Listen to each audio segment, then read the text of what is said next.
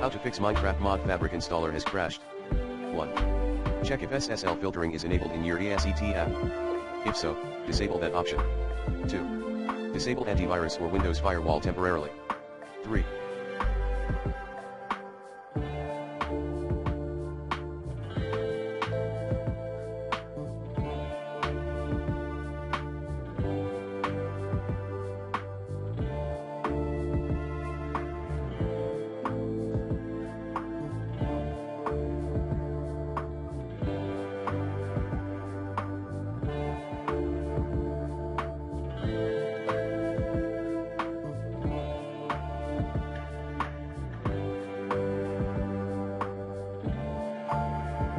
Update or reinstall Java.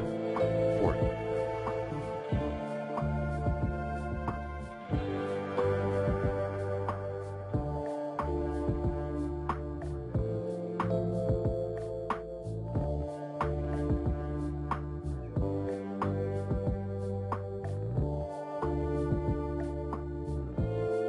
Install Fabric at https://fabricmc.net/u/installer the right way. 5. Use MultiMC at https://multimc.org to install Fabric.